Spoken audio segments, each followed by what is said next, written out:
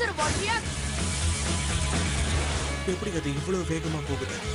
என் திறமைக்கு ஈடு கொடுக்கிற அளவுக்கு கடைசியா ஒருத்த கிடைச்சிட்டான். இருந்தாலும் இதுல நான் தான் ஜெயிக்க போறேன்.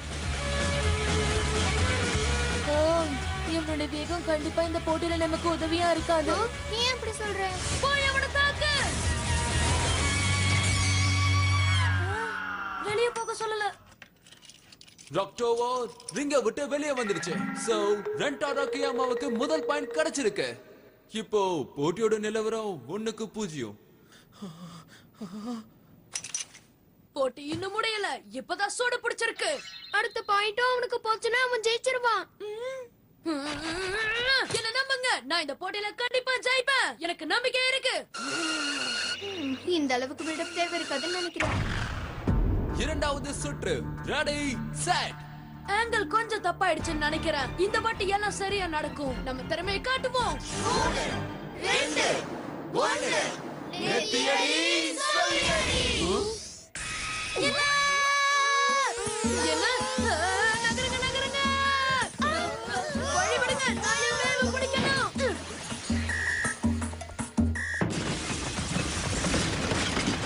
உனக்கு நாகலையே, நீ நல்லா தானே இருக்க? நல்ல வேலை தப்பிச்சிட்டான்பா. நீ தப்பிச்ச மாதிரி எனக்கு தெரியல. இப்போதான் நீ நல்லா மாட்டிக்கிட்டு இருக்க. பிரின்சிபல் ஷினோரா, நீ என்ன பண்ணிருக்க பாரு. இப்படி சிரிக்கிற அளவுக்கு இப்ப இங்க என்ன நடந்துடுச்சு? சரி, இந்த இடம் எப்படி இருந்ததோ அதே மாதிரி மாறணும். வேலையா? இதுல ஜெயிக்க நான் கஷ்டப்படவே இல்ல. இப்போ நீ எங்க போற கியாமா?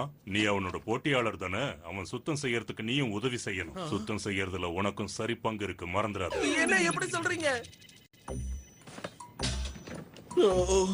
நான் எதுக்காக இதெல்லாம் பண்ணணும்? எப்படி பேட்டில் பண்ணணும்னு உனக்கு சொல்லி கொடுக்கணும்னு நினைச்சது தப்பா? அதுக்கான நன்றியை நீ இப்படிதான் சொல்லுவியா? அடுத்த தடவை நீ பேச இந்த வாய் இல்லாம பண்ணிட்டு பாரு. நீ மேட்ச்ல தோத்துட்டு பேசிட்டு இருக்கங்கறத மறந்துடாத. ஏன் என்னால கூட இவனை தோக்கடிக்க முடியல? ஏன்னு சொல்ற கேட்டுக்கோ. ஏன்னா நான் தான் ரென்டாரோ கியாமா. தலைவர்களுக்கெல்லாம் தலைவன்னு தான் என்ன கூப்பிடுவாங்க. தலைவர்களுக்கெல்லாம் தலைவனா? ஹே, இது உண்மையிலே சூப்பரா இருக்கே. எனக்கே தெரியும். பேப்ளேட்னா என்னன்னு தெரியாதவங்க கிட்ட நான் இது வரைக்கும் தோத்த